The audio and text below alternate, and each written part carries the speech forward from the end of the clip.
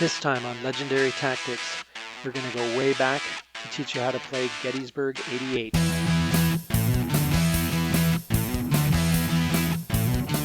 Welcome to Legendary Tactics. This is Gettysburg 88, which was issued on the 125th anniversary of the famous Civil War battle outside the town of Gettysburg. And this is Avalon Hill's recreation of that battle. It's not considered to be tremendously historically accurate, more of a beer and pretzels kind of fun game, but it is a lot of fun to play. So I'm going to just zip through the rules here so that you can join in and play here on Vassal, or if you're fortunate enough to have a copy as I do, to play it live with someone. It's really a great game. Here's a quick look at the map and the terrain on the map, very important for movement and for battle modifiers. You can see a hex like I-4 is a clear hex. The hex just above it, Seminary Ridge, is a hill. You can see a few hills around the board like Barlow's Knoll and that sort of thing. Rough hills are places like Devil's Den and Big Round Top. No artillery allowed in those spaces. Woods hexes are the green ones, so like J3, J2, K3. Town hex is Gettysburg. The road, you can see lots of roads everywhere. The roads are help with movement, so you'll need to make a note of those. The railroad hex passes through these. You can see right to the east of Gettysburg, and then you've got the stream hex side, mainly in there's sort of the top and the bottom of the board, where there's some terrain considerations there as well. Also, you'll see some red bars. These are where no access is allowed from one hex to the other. They're blocked. Another important feature of the board is that some of these hexes are worth victory points. You can see here Cemetery Hill. You can flip these things. Each space on Cemetery Hill is worth 1 victory point for controlling it. Some place like Culp's Hill down here is worth 3. So those are, whoever has the last piece to occupy that space is the one that controls it and gets the victory point for it.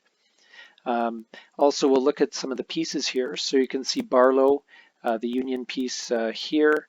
This piece is an infantry piece. There's an artillery piece here, Robertson, Tidball, 11 Corps. Howard is a commander, and Gregg is a cavalry. So just take a look at the pieces here. So Barlow is from the 11th Corps. He enters on turn 2, and his combat strength is 2, and his movement is 5. So that's how those things work. They work across the board. So Robertson is a cavalry drawn artillery piece entering on turn 9. Combat strength 2 can move up to 7 movement points. Tidball is the same, just enters on turn 12. Howard commands the 11th Corps, has 10 movement and enters on turn 2.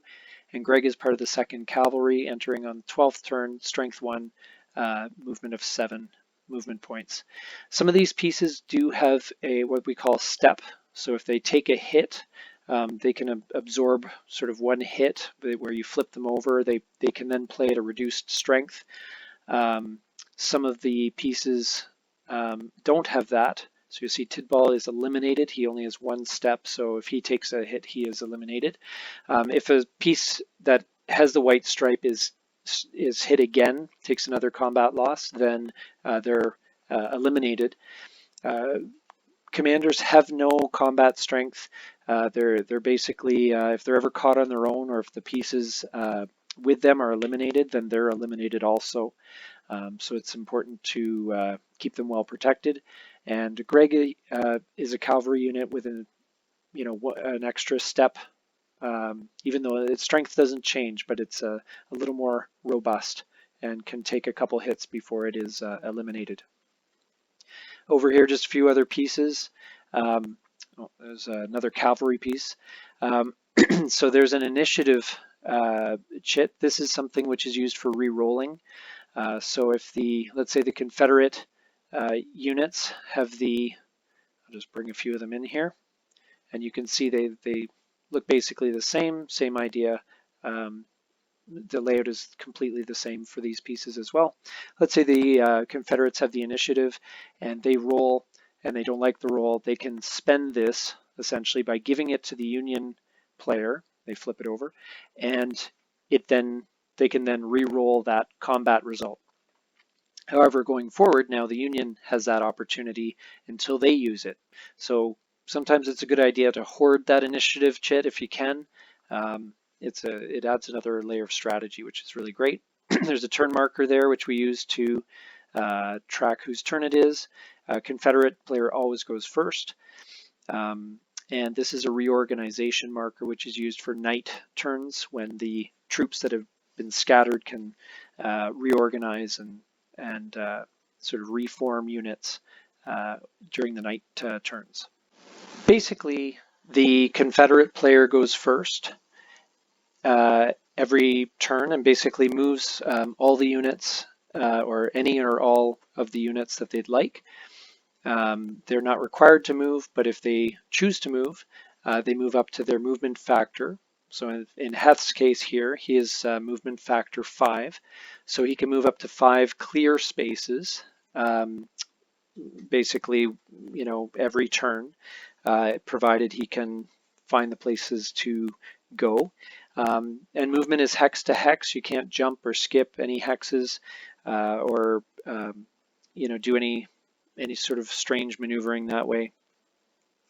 Forest costs an extra movement point. So to move Jenkins from N3 to M4, that is 2 movement points, 4, 5, 6.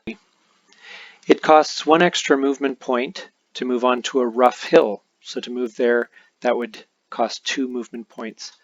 Also to cross a stream that isn't at a road, so you can see the roads here will allow you to cross, but if you were to try and cross from M2 to M3, there's no road crossing at that point, so that would be 1 extra movement point.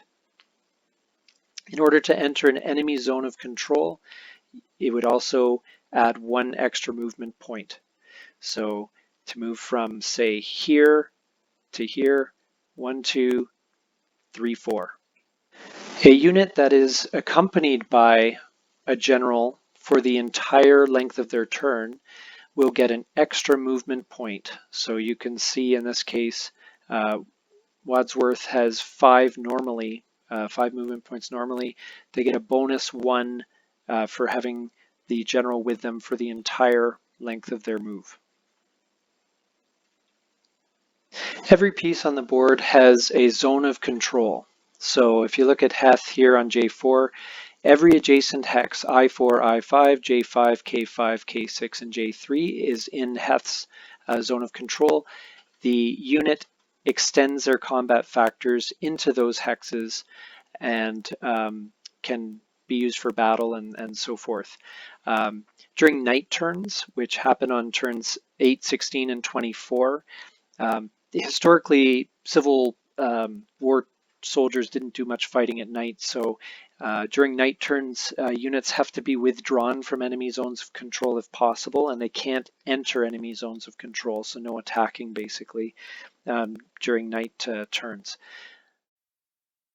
Once you enter a zone of control, you can't just move to a different unit's zone of control. So for example, you couldn't just move along the line like this. You'd actually have to back up and then move into that space. So the movement for the Heth unit here would be 1, 2, 3, 4. When units move, normally there can only be 1 unit per space unless there is a general or a leader in that space.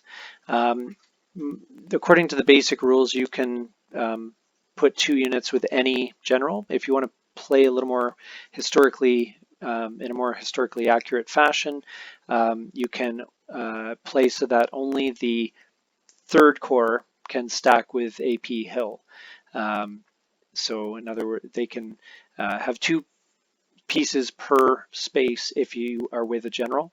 And basically anytime you're moving units, they can be allowed to move through units of their own side, but they can't finish on that space. So you could certainly move from N3 to N5 right through Heth here if need be. You can do that, but you can never move through an enemy piece. So if Devon is here, essentially Pegram can't cross through to get to Cemetery Hill. Most units don't start the game on the board. So if you have a unit like, for example, Heth entering on turn 2, you treat the entry hex, which is given on the order of battle, as their first hex entered. So in other words, coming in on the road here, this would be 1, 2, 3, let's say. So you just treat their entry hex as their first, as though they were just off the board and they were, and using that as their very first hex for that turn. Anytime a unit wishes to exit the game board, just move off the game board, and it just costs 1 movement point to do that during any normal movement. Once it has left the game, it is not considered eliminated, but it cannot re-enter the battle.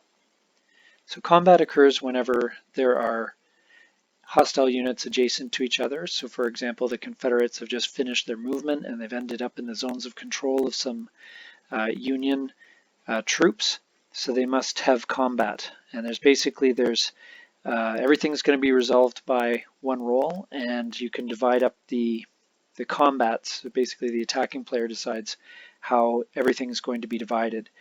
So you can't use a combat unit more than once. Okay, it can only be used for 1 combat per turn. It can only be used to attack someone that is in their zones of control. So for example, Pegram cannot attack Barlow, it's too far away.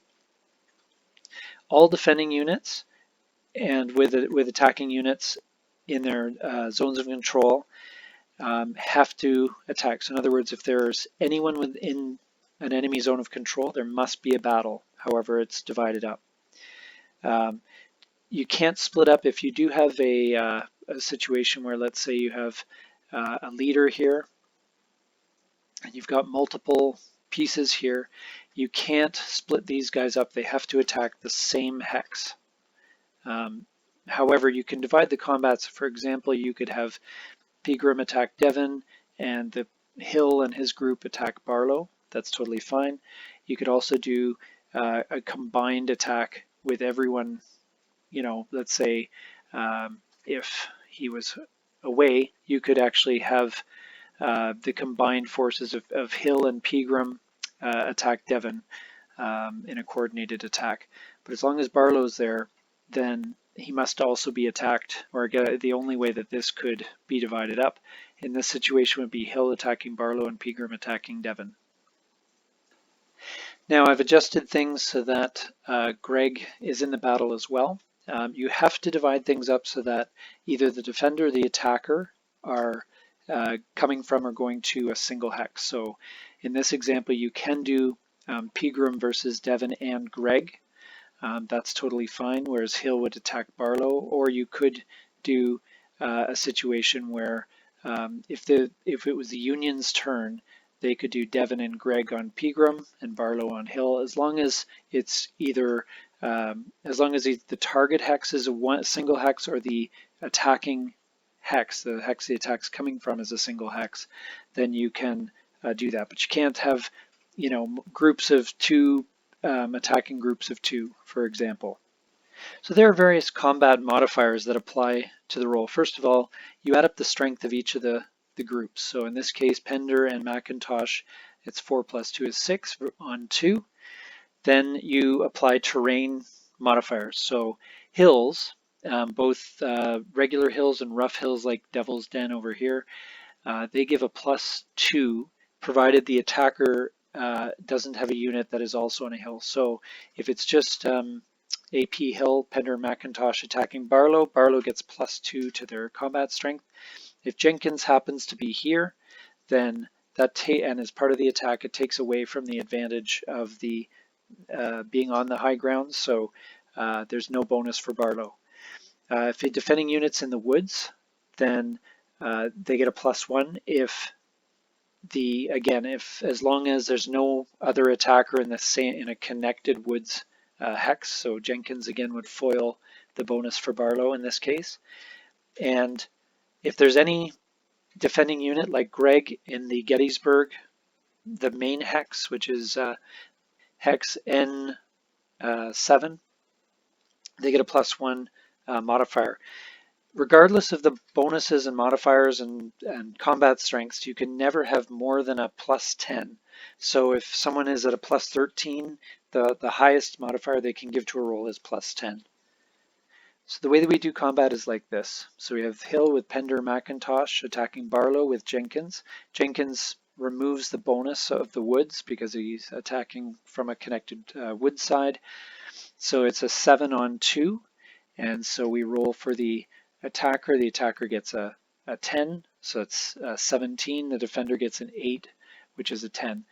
So if the number exceeds if either side's number exceeds the other side must retreat. So if Barlow had done really well in that roll, I would have had to retreat everyone involved in that battle, Hill's group plus Jenkins.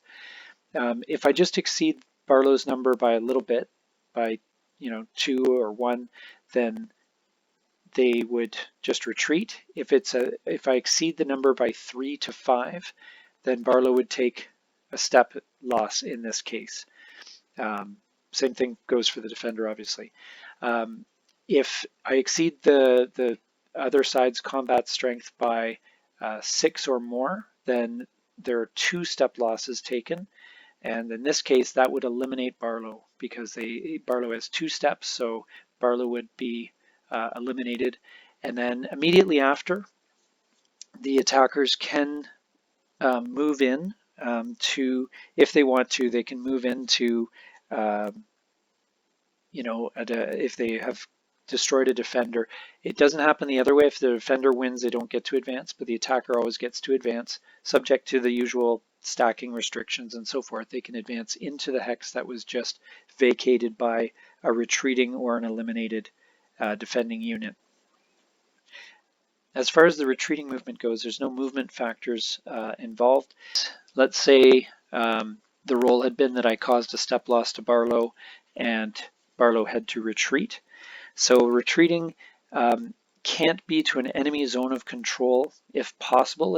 If absolutely necessary, then they can do that, but it should not be through an enemy zone of control. So for example, here would not be possible. So the retreat would, in this case, would have to be straight back. And units that were together in a hex must be retreated together in order to end their retreat in the same space. And of course, you can't retreat into an enemy unit, obviously, so that would not be allowed if that were the case. All right, if all spaces are surrounded by units, so if there was literally 6 units around Barlow and there's no retreat possible, then they would remain where they were, but they would take another step loss, which in this case would eliminate Barlow.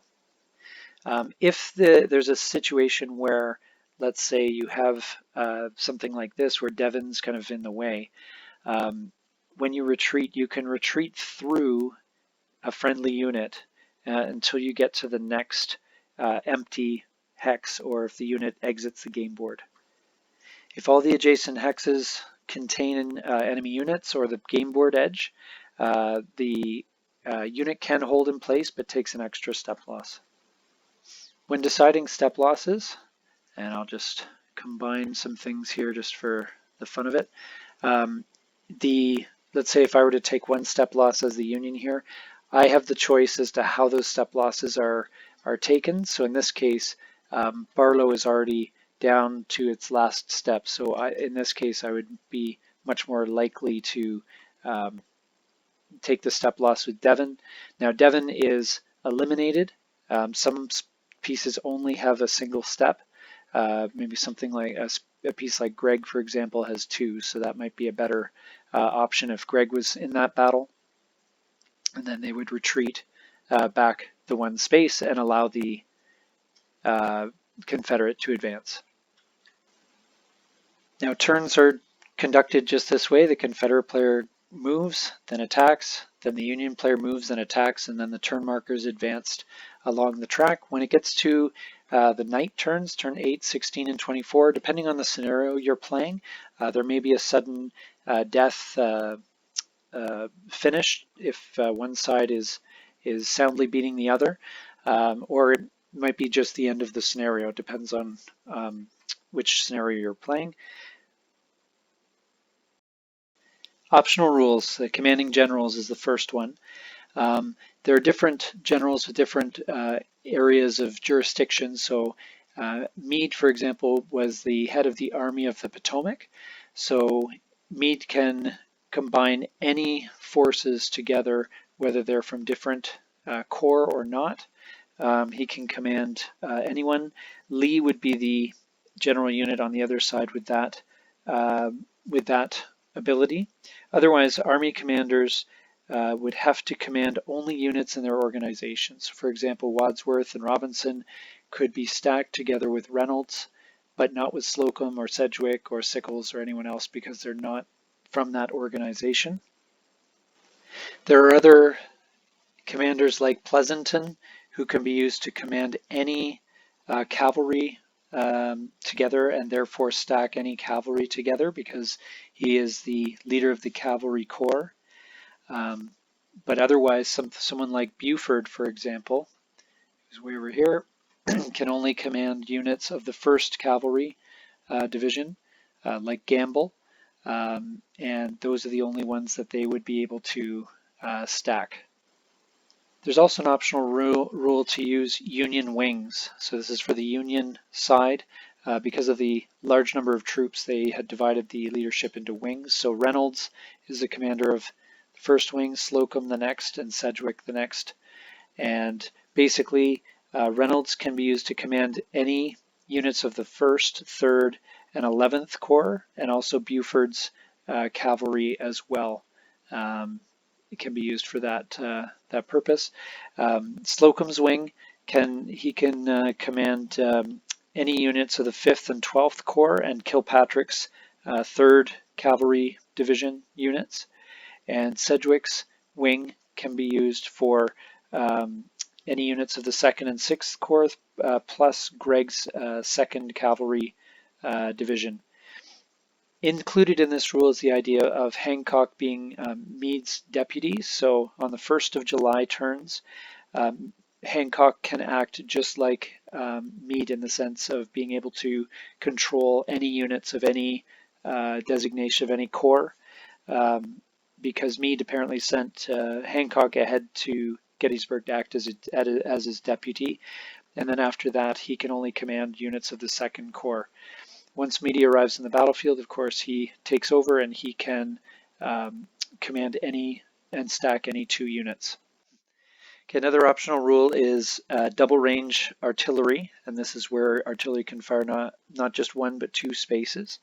It has to be unblocked, so there can't be any terrain or any units in between. So you can see McIntosh can fire at Robinson, but not in this case because there's woods in between. Also not in this case because the McPherson's woods are in between. All right, and this battle can only be done against other artillery batteries. They count it as like almost like a counter battery kind of attack.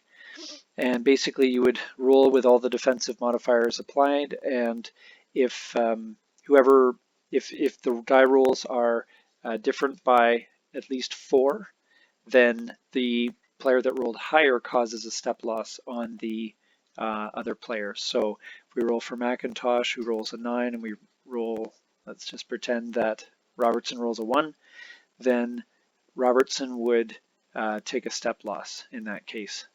And vice versa. So it's basically artillery battery to artillery battery kind of combat. The other kind of instance when you can use this kind of double range battery is when you have a situation where it's used defensively. So for example, if Barlow is attacking Pender, Pegram, this artillery piece, can also be used to, as part of the attack. So as you can see, there's an unobstructed, line of sight, and the, and basically, if as long as Osborne doesn't do the counter battery attack, and Pegram is not otherwise occupied, then Pegram can add not only their attack factors, but the defensive factors as well to that defense.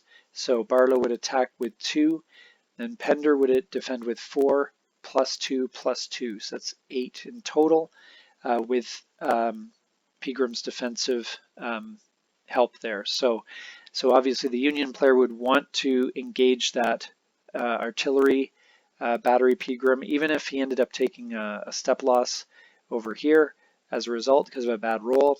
It allows this combat to between infantry divisions to go on unimpeded. Another optional rule is the reorganization rule. Now this happens at night. There's 2 parts of that. One is that generals that have been eliminated can be replaced as long as there are units in their corps left to command. So if they command the 1st Corps, and as long as there's 1st Corps units left to command, they can be brought back. The assumption is just that a junior officer is promoted to fill the gap. Then the other part of the reorganization is each side can, during a night turn, can add a reorganization marker to a unit. And it happens on a night phase. It can use up to 2 reorganization markers per night turn. And that means that this unit cannot move at all during the following day. So I'll just scroll down here to the, so let's say I were to do that on the 8th turn, night turn. So that means that through turns 9 through 15, that unit cannot do anything, cannot move or attack. And then if everything is undisturbed, then it's removed the next night turn and they can recover a step loss. Another optional rule basically is more, just had more historical flavor. General Reynolds was actually killed on the July 1st fighting, and General Sickles of the 3rd Corps was killed. Just as another optional rule, the General Reynolds of the 1st Corps was actually killed on the 1st day, the July 1st fighting, and General Sickles was badly wounded on July 2nd. So if you want to, you can replace the Reynolds unit with the Newton general unit for all scenarios that start on the 2nd and 3rd. And for the scenario that starts on the 3rd, you can replace Sickles with Birney. And otherwise, they would not be used for the game because of that historical accuracy that they're trying to add in there. The last rule that is covered in the rule book of optional advanced rules, not including the fact that they say you can play solitaire by playing your best for both sides, is the initiative marker. So that is an opportunity to re-roll that goes back and forth. I explained it a little bit earlier in the video. Basically, let's say the Confederates attack Barlow. Barlow rolls a 1, Pender rolls a 6. Doesn't look good, so the US can spend the initiative marker, which flips to the other side, and then they re-roll that battle. Now, the Confederate could then turn around and spend that initiative right back, and it can go back and forth, so you may have multiple rolls for the same battle until the battle result is tolerable to the one side, and then whoever has that initiative chit has the opportunity to do a reroll at any point. I always recommend this rule even in the basic game. It's super simple to use, and it does add another layer of strategy and interest. As an extra bonus, I want to add the optional rules that were provided in an issue of the General. I believe it was volume 29, number 5. I think these rules add a lot of historical flavor without really bogging things down, which is really great. First of all, movement and combat. I'll just zip through these rules, but basically artillery units can only cross the stream at the top or at the bottom, Willoughby Run and Rock Creek. They can only cross those where there's a road or a railway, okay? And that also applies to retreats as well. So you want to make sure that there's an opportunity for a unit to retreat down an area where there is a road. The idea being that it's very tough to move these guns anyway, let alone crossing a stream under fire and so forth. Just doesn't make it realistic. Another rule that they recommended was a unit attacking across a stream receives a -1 combat modifier. These streams were not substantial they weren't raging rivers, but they were enough that it would cause a bit of disruption to an attack and would potentially leave troops vulnerable. Third one is artillery cannot move and fire on the same turn. So with Vassal, it's handy because it always has the little black marker along the right-hand side says moved to remind you. But the idea is that you need to actually set up these guns. They can't just move and fire in the same turn. So it's going to lead you to place artillery more intelligently because you want to make sure you have your artillery in place before they can be used.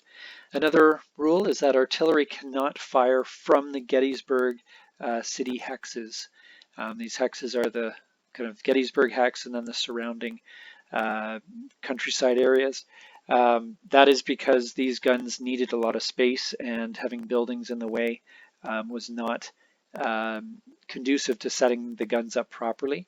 Also, if an artillery unit is in the Gettysburg hex and is attacked, it defends with a strength of 0. And again, that just is because the density of the houses here prevented proper setup. So another rule involves basically entering the game in a realistic way. Historically, there was a lot of bottlenecks that happened. So the idea is that you imagine that the units are set up on hexes that are just out of sight on the board. So let's say Pender's the first to enter, so he would begin with a half a movement point to move in. That's 1, 2, let's say 3, 4. He moves 1, 2, 3, and then moves into the zone of control of Robertson. Then Pegram is considered to have been 1 hex behind him, so it'd be 1, 1.5, 2, right? And so 2.5, 3, say. And then other units would come in as though they were 1 hex further back. And the idea is that it will create a kind of a bottleneck. Units will be coming in and kind of getting stuck a little bit. And that's, again, to recreate that historical situation. Also to deal with enemy zones of control that happen to be blocking the entrance.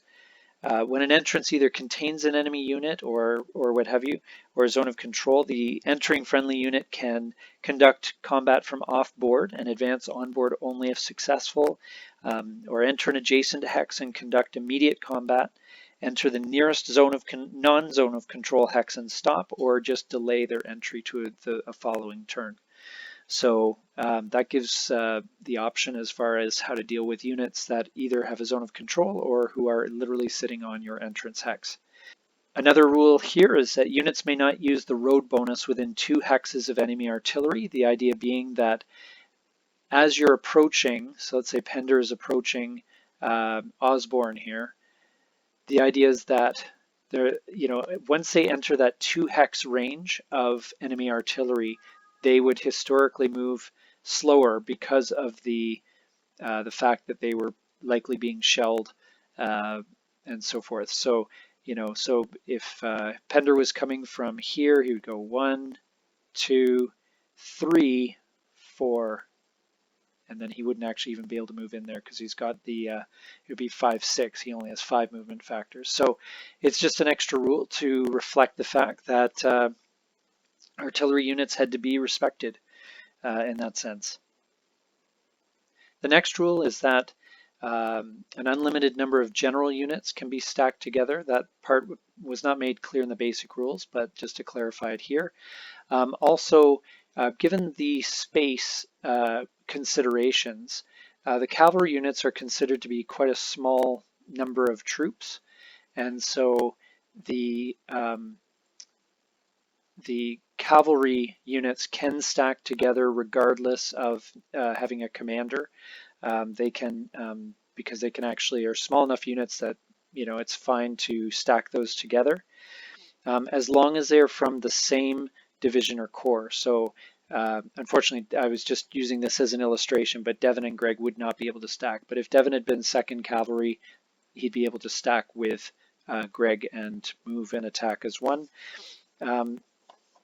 Infantry units cannot be stacked together, and this will change the game a lot in the sense of building those killer stacks that we're so used to seeing in this game. So, for example, Pender and Heth are not allowed to stack together, but you could do, say, Pegram and Heth and Macintosh and Pender. That's totally fine. Historically speaking, it wasn't really common practice to build, killer infantry stacks, and so it's not really historically accurate, but it is historically accurate to have, say, a mixture of infantry and artillery or cavalry, together. The next one is that you cannot stack 2 artillery together. Again, just space considerations. Given the size of the hex, it just wasn't historically accurate to build up, a large battery in one concentrated space. So in keeping with the rules earlier mentioned with the columns entering, the idea is that you can't enter with pieces stacked. You have to have pieces spread out, and only at the end of the movement can the units end up stacked. So for example, if Hill enters the board first, then Pender 1, 2, 3, and then Macintosh adds 1 for being 1 space away, so that's 1, 2, 3, 4. Now you're set up properly. But they can stack at the end of their movement, but not otherwise during the movement or at the time of entry.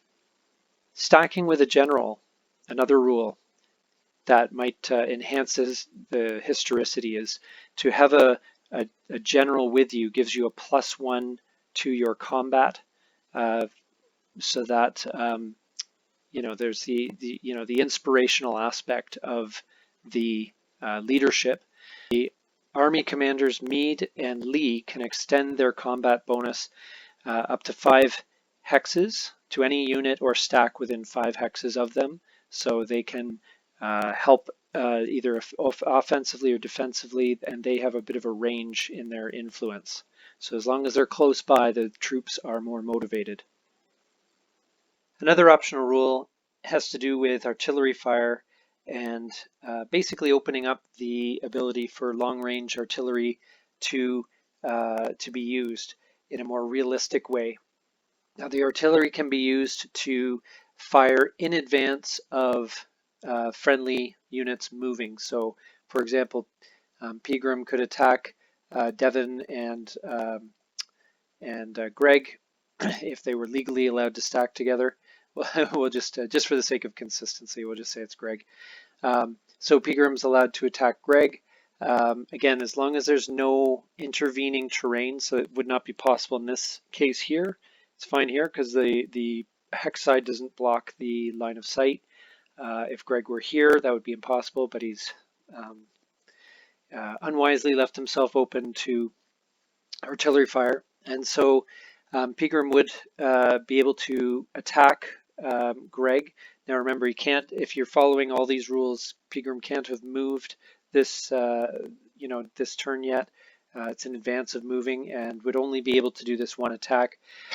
Basically, it can be at a range of 2 hexes. The defender gets all their defensive modifications, but only for woods or city hexes. So open hill does not provide any defensive modification. If the attacker loses, there's no negative consequence because, in this case, the cavalry would not have the range to strike back. If the differential is more than 4, then basically, so in other words, if it's 5 or more, then the defensive unit takes 1 step loss. They do not have to retreat. They can. It's voluntary, but they can choose to stay, to sort of hunker down and stay there. And adjacent artillery units may either combine fire into a single attack or engage in individual attacks. So if you have a line of artillery that has a view to that same unit, sorry, I'll grab this one here. So for example, Macintosh, you could do 2 separate attacks, or you could combine into one combat, together as one coordinated attack. Another rule, optional rule, advanced rule that this article recommends is one for short-range artillery fire. So this is where in a short-range situation, so in other words, when they're 1 hex away, that their strength is actually doubled, because they use this kind of artillery shell called canister, which was kind of like firing a shotgun at at a unit with lots of little pellets inside, and so it was very effective at close range. So the rules around this are basically, as noted already, the artillery unit cannot move and fire in the same turn, and a unit on a hill fired on by only adjacent or long-range artillery does not receive that defensive benefit. So if I'm here on Oak Ridge and I'm being attacked here with this short-range artillery benefit, then Greg does not receive the hill defensive benefit. And basically, if let's say Greg is forced to retreat or what have you, because it's an artillery unit and it cannot move in the same turn, then if it's successful, a successfully artillery unit may not advance after combat. And at a range of 1 hex, if there's any terrain defense or whatever, so let's say if this was reversed here, the defensive terrain is added after the doubling. So in this case, let's say in the woods. So Greg's attacking in the woods here, so it would be 1 on 4 plus 1, which is 5, not the plus 1 added to Macintosh, and then that is doubled to 6. So, but really, that's the other considerations. And this wraps up all the optional rules and all the additional levels of complexity that you can add to make the game more realistic. Again, it's never going to be the most realistic game you've ever played, but I think there's a lot of fun here, and some of these optional rules I think are well worth mixing in once you have the basic game down. So enjoy the game. Thanks for watching. Please like and subscribe. This has been Legendary Tactics.